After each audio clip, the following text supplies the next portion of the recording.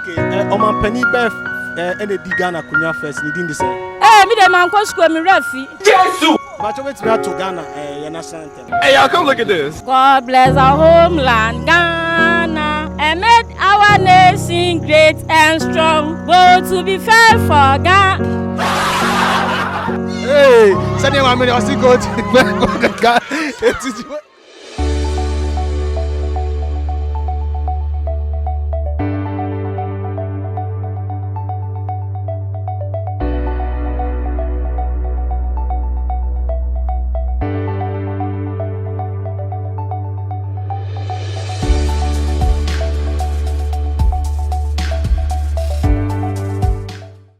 Adeshemama ye mobibi akwaba edeba na Kwaxi TV.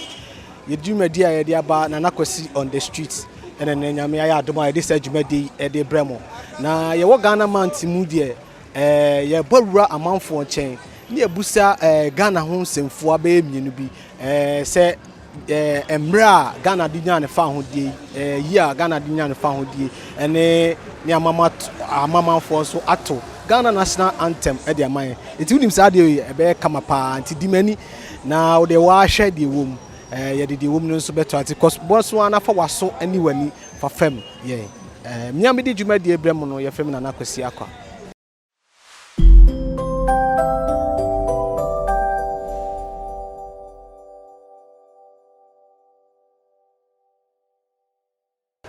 minya ba mo akwa ba de ba na Kwaxi TV meje osu bia boko nyame adon bia o stress. Okay, akoye Ghana man ti de we de me pese me busa won semfo aba ku mienu bi na wo hwe se wakoye Ghana ni ubetimi e answer sa questions e de amamia.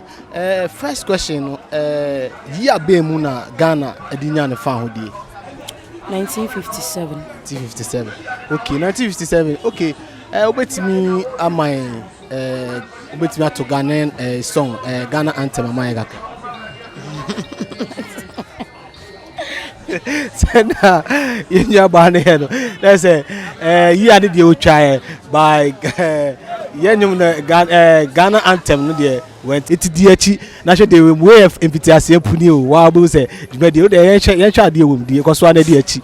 Samre yaba beto me papa num bi wa ye wo Agranswedro station lorry station ye ho na ye wo sisia na ma beto anwanyamfo bi ye station masters any drivers e wo ahanum say ye station master ba ko jam nsani fa so na ba ko jam nsabe nkum so dan pacho ma kwa baba na Kwaxi TV ya me de pacho bi aboko de akoye Ghana bosumi de pacho be kai da Ghana di nya fa ho die date ne month no me say 1957 wecha me pacho obetimi ato ye National Anthem na maye kakra. Hey, me teacher we ya cho we dey bibi kakra. God bless our homeland Ghana and make our nation great and strong, both to defense of hey ba we don't left medro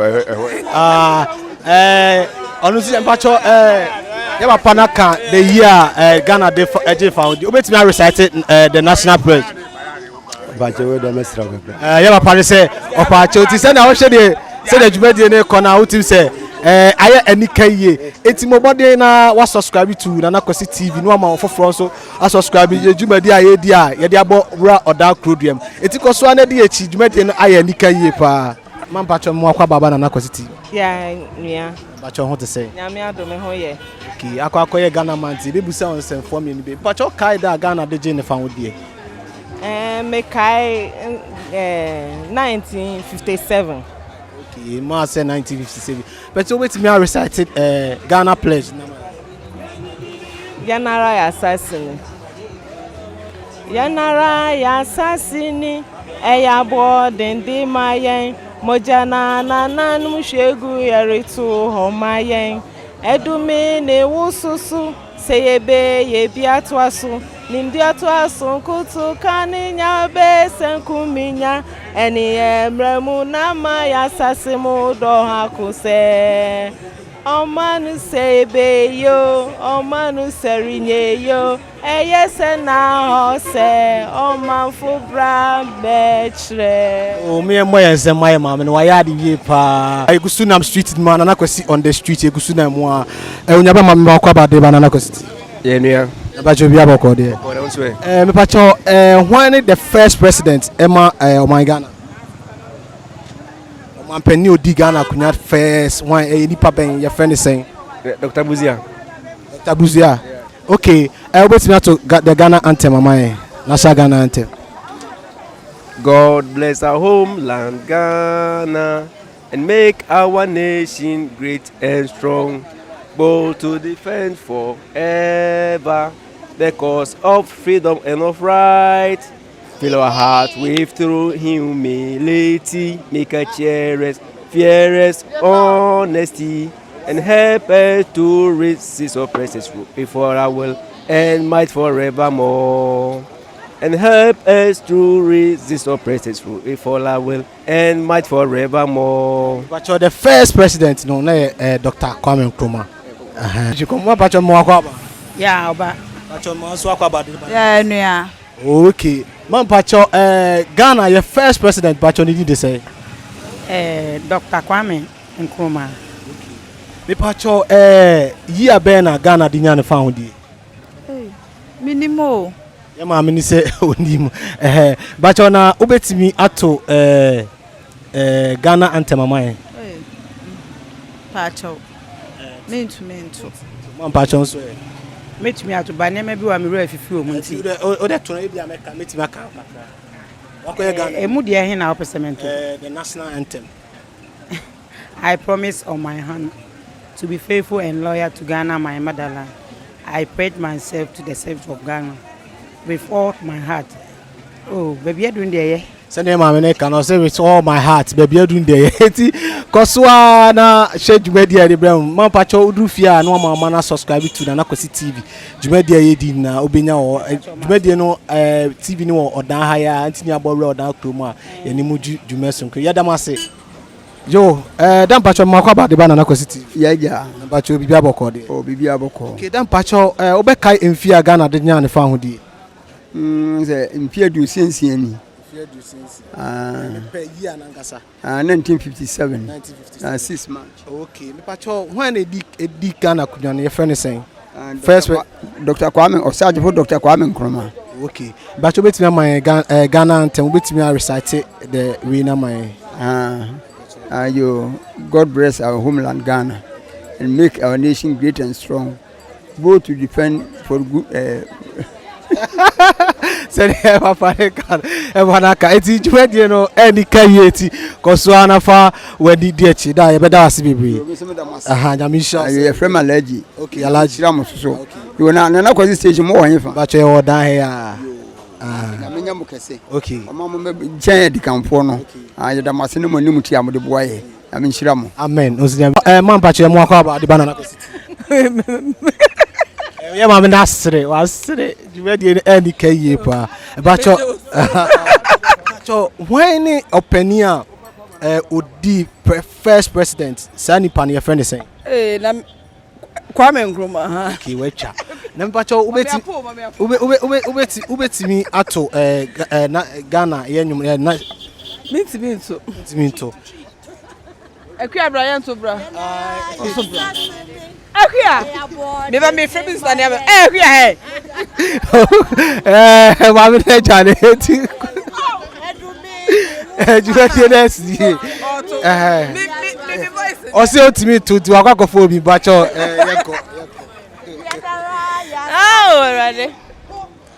God bless our homeland, Ghana, and make our nation great and strong, bold to defend forever the cause of freedom and of pride. Fill our hearts with true humility, make us share fearless honesty, and help us. Mama Nasre. Ofa bacho mo akwa baba na Kwaxi TV. Ejoso. Bacho bi aboko de. Adum ninti. Okay. Over bacho be kai da Ghana DJ fan ne found di. 6 March 1957. Okay, wetcha. Na bacho ubeti me recite Ghana anthem na mai. The national anthem. God bless our homeland Ghana, make our nation great and strong, bold to defend forever the cause of freedom and of right. Fill our heart with true humility. He make a fearless, cheerless, honesty, and help us to resist oppressors through. It might forever way. Okay. For me that was be yeah that was so bad jumedi. Sika da so ana. Me nya ba bi jam cho sika da so ana. You hear this kind of man so timi twan ko and there. Eti da mi busa na o so aka. Me mo kwa ba de ba na Kwaxi TV. Ah, yeah ja. I want to say. Me hu ye. Okay, o man pani be ene di Ghana kunya first ni din de say. Me dey man ko school me rafi. Yeah, my minister wan go school so person ucha. Number 2 obetimi ato ye man pani first I would di Ghana akunya na Dr. Kwame Nkrumah sa. Na say ni dey minimum one chire. Na me busa wo so wentwa. But obetimi ato Ghana your national anthem. God bless our homeland Ghana and make our nation great and strong, bold to be fair for Ghana. Hey, send your money was go to the guy. You went there no I edika be. You go so Oda market. The pacho year be na Ghana di nya ne found di. Ani dem pacho minimum first time be shepe. Yeah, my man say onimo nti e me first time. Na pacho betimi to the national anthem na man. Eh papa na yesa. Enebe wonu ni muto. Oh yes. Wonu muto. My son na muto. Wonu muto. Eti o da bo. Juwede na ye di party. Koso subscribe to Ghana Kwaxi TV na juwede e kwese. Me mo akwa bad banana Kwaxi. Yo. Ne ho popo o sheki. O kaida Ghana di jane fa ho die. Bacho. Year be. Year be na Ghana di jane fa ho die. Ye di course 6 months out to say course 6 months. Year be na Kwame Nkrumah de je fa ho die ma Ghana. Minim. Minya ba ne so nim any kay. Obetimi recite the national anthem mama. Bacho dabi. Jo maba benya me papa pani bi ewo ye nchen na me ma na kwa ba ne nkomo ewo ne ye ni dan pacho mo akwa ba de na Kwaxi TV. Yeja. Dan pacho na odi say. Ye from na kwadwa mo akon. We de edi emudu na kwadwa mo akon. E de abe ohenempon ne ne ba be chichi komo. Dan pacho o kai emra Ghana ye de je ye fa ho di. Me kai 6 March 1957. Wetcha. Dan pacho o man pani be ne di Ghana kunya first. Oh, Dr. Kwame Nkrumah. Okay, no switcher. And Pacho betimi recite Ghana yenyum the national anthem mama. Oh. God bless our homeland Ghana and make our nation great and strong, born to defend forever the cause of freedom and the right. Fill our heart and sing in fearless honesty. And help us to this surfaces and far away and much forevermore. Okay, Nana, you better was be say oba jumedis. You and your missing damasi. Nana Pacho Oko Fia. Now one man subscribe to Ghana Kwaxi TV. No man from so subscribe. The jumedi ebedi wahano ubenya ewo ho. Na wa she. Men so me kan kakra kire say me damasi say na mo nsusa kame. Men so your from Nana mo akọ. Me the whole Ghana National Best Cocoa Farmer 2021. Me anam say the whole Ghana Poor Nation Ambassador. Enti Ghana kuyayo nyina de me su na ye de esie. Me stretching for nyina say obia hwe se wode ne ho be hye cocoa mu eye kuyayo. Ne obia nye kuya. Na me say mebumfo ne say galamsey ni nyade e be den beboa wo man no. E say galamsey ni yade a I say yankwala no na emo kuayo no ne ade ya de edikan ye ka Ghana wontimi nyi koko ni mfrim apart from koko Ghana ni adiraso bia enti yesre atemfo se miansum ya chimni obia nyire ne ho se atemfo no yensu ye betimi awini as a national best farmer se de man wini miam ya chimni na metimi awini the whole Ghana national best farmer yesre atemfo se obia nyire ne ho no onye kuya ne pese afi we se no Ghana twa Africos for cocoa, ye bet Africos for cocoa, no, nature me no me no your body by your bed and the babon so. And ye say Ghana queer for you now say, Obia no home. Teachers say, Masama, see a year rabua here do. Why yes, say, why yes, Sakraya, yes, send the whole Ghana, all the state officers and deputy officers. It means say, Kuyayoni Baba yede. Edi ama Ghana nyina enkomo nso amene yewura nso bo ahia du nso adie no menu se enche bia no akuafo nyina baba tede nti obia hwe se obayire ne ho no aso ne sika na no na betimi aboa wo man Ghana nti mdamo nyina ye den na yesu ye da wase mampa chomo akwa badba na Kwaxi TV Yeja. ba chonso mo akwa ba Yeja. okay akoye Ghana bosumi ye nama yebusa amanfo ye je omonso adwenkyere me pacho medical come ma su pacho when o mampani first I obedika na konya nidin de say Kwame Nkrumah.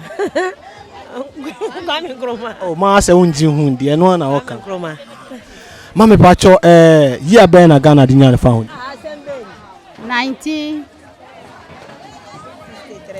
1975 fa ho ba bia to afa ho pacho betimi to the Ghana National Anthem amai National Oh my Ghana. Yeah.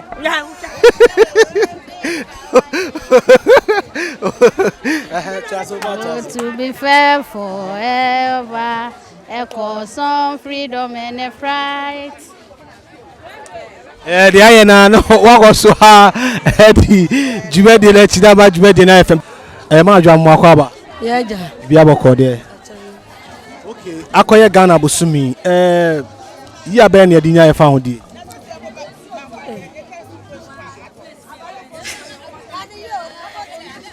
Hey, me. Ma ya say the ref wait to be recite the national anthem ma God bless our man Ghana and make our nation great and strong, but to be fair forever. The cause of freedom and the flag, freedom and Christian youth, Christian because cheerers on the sea, and first to resist offenses. Is far away and my forevermore.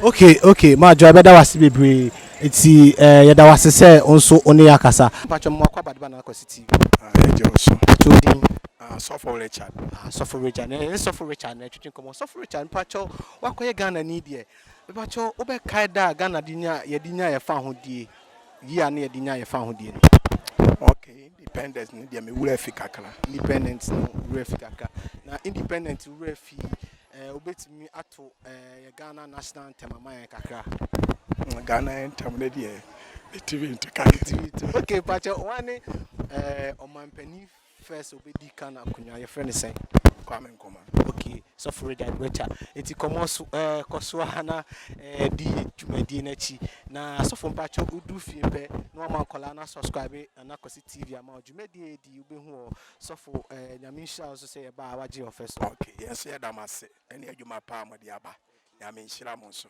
bibi be mi no be so ka cha afofra na me pesa na me kan say Ghana seni ekono ye mpanifo ne form nancy form because you to know seni omodo mo awura nu boni nu mu no na enema bi ntumi nsese nya say ni daach ana afen so ye mpanifo ne ma no kredie enya adwuma wo Ghana mo so obi ye obi boni a ye mfa trene entwe na so eno ne asema metumi aka ebeboa so for Richard ye beda wase bebre eti ne wakoso na wadi adwumadi ti sisi ye market ye ko market women's ho na ene omonso atwetwe nkomo so for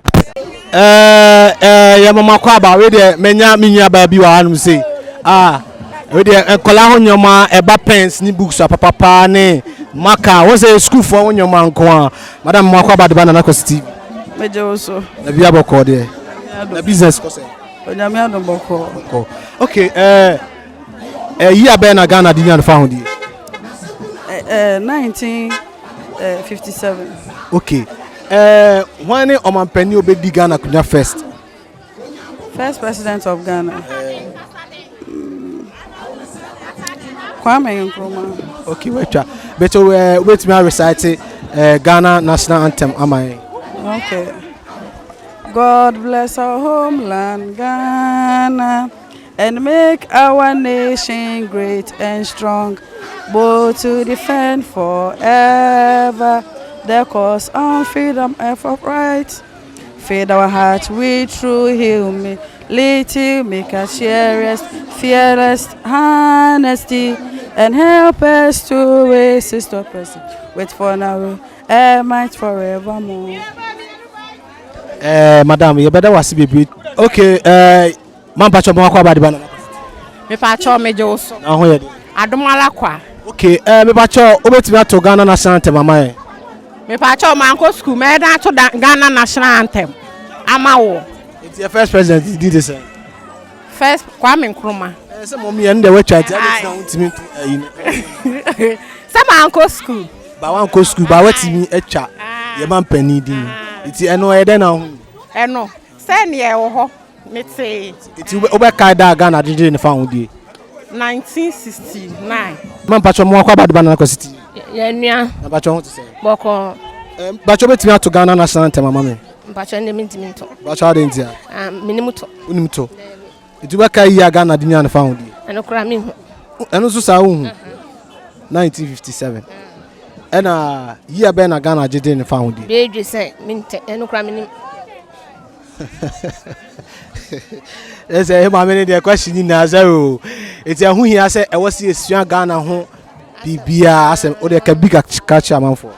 The American say Ghana ha adia who da misa kana fan ne mo Ghana ha ya adia neat ne adia nti ye wo buo bi a ye mu Ghana ha enya asemrofo ye dimrofo achi ne adia sa enye ne se Ghana ha say ye mu hakora so ye Ghana ha no ha ye powerful passing babia.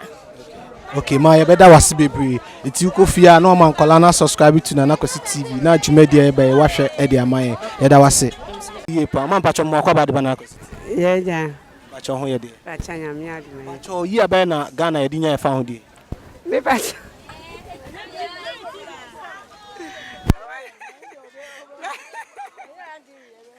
I want to patch. Patch, I can't say, wait me to Ghana, a national anthem. Me patch on me. More said in now to me too. Oh, my other took a crama. So wait me to the tree and I assassin and I know council. Me patch Ma said, I do obey and I don't for food. And one as sister be here. Johnny. It's now concerned when you did, where did I hate you? You did that, you know. Also, subscribe. It's about to be a bigger car at the chair amount for more gun. Me patch on your mate me, I can say. If you see, I know you're near my Tony at the other. Now, sister, I never want to quite no cost through. It's your one say your best dress and your man. Never obey a day. Ever from Kakrana, ya Tony, yes, yet to me a day. Out on one banana better could fear, sir. Or people see another way by the way by the. Into yes, less and your man, we are for man, the bono, about from Kakrama. Okay, yes, yeah, that's Nyamisha. To coffee and woman colana subscribing and Kwaxi TV. Jumedia BD, Ubenya, why? The man patch on Mwakaba. Major also. Bako. Okay, what Ghana need it? Pacho, yeah, Bena Ghana, you didn't found. Ghana, hey, no minimum. Ghana,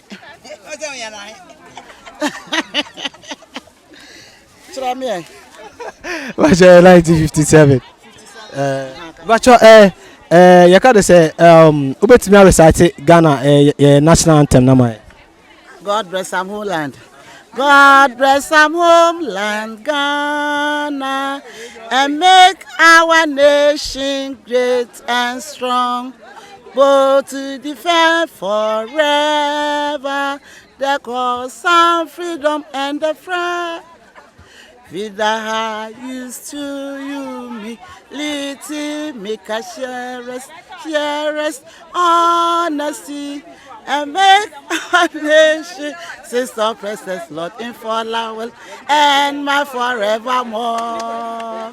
And make our nation, sister, precious, in for love, and my forevermore. Why that was baby, that was yeah, mamma.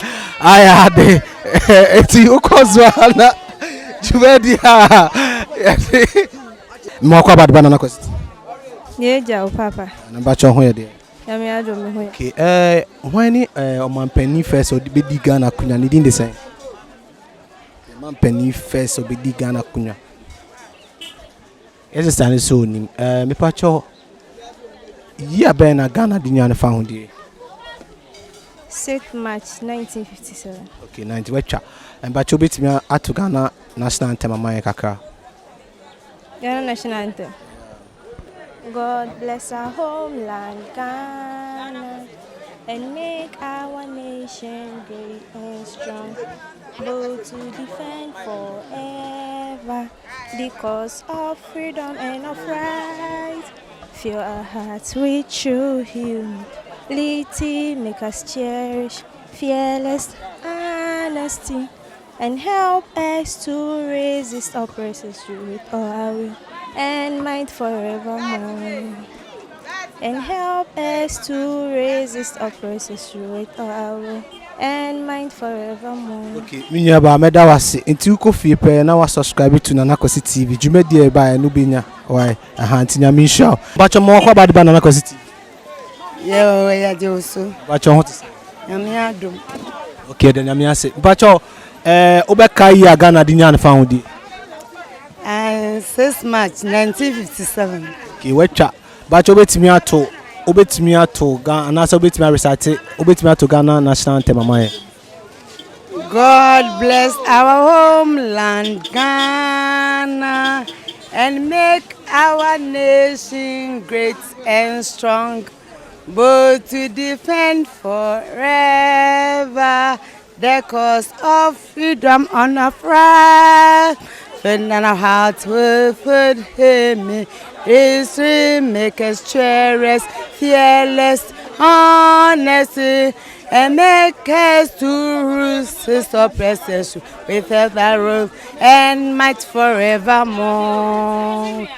And help us to resist oppressors with the rule and might forevermore. Okay, mommy, you better was Okufia no man kola subscribe na Kwaxi TV. Why? Nyame o bibi kakra be ka che adofo na ahwefo efa oman Ghana. Nyame pesa me kan se sisi ano aban ne meboa yen na nyadoa ani meko ni nneoma yeto last week pe atosede nyadoa boto 6 million emeko boto 8 million enekra de 500 so ento so adaka 20 million ye bre into abani ntwere no mehwe ne ye bledodo na school yi sisi a free education yen so no ye be wie na 35 million ne nam na ye ko nti abani meboa ye ble papa Ye da wasi bebre yes mo wakwaba we de me wo me mame wo me agasa me mame wo me nsa benkum so man pacho mo wakwaba de ba na Kwaxi TV. Ye rura Man pacho obeka emra Ghana edinya efa ho de.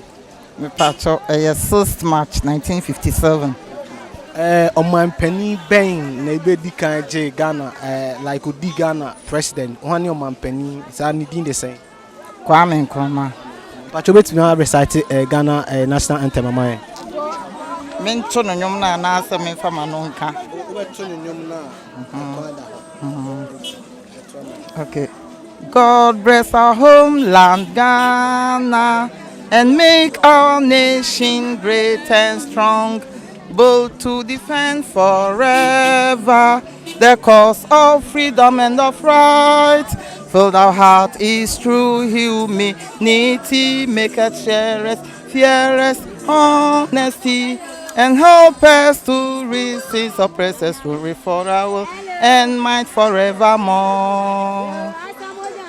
Okay, ma, you better was baby. Say over Jumedi, Nyamisha, no count. Yeah, that's a pass. Okay.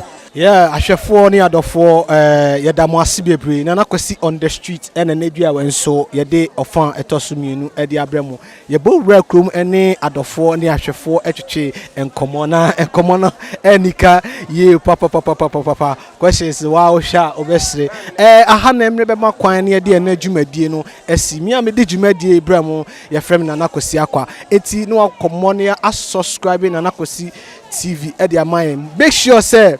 I bring it now. Open my comments no.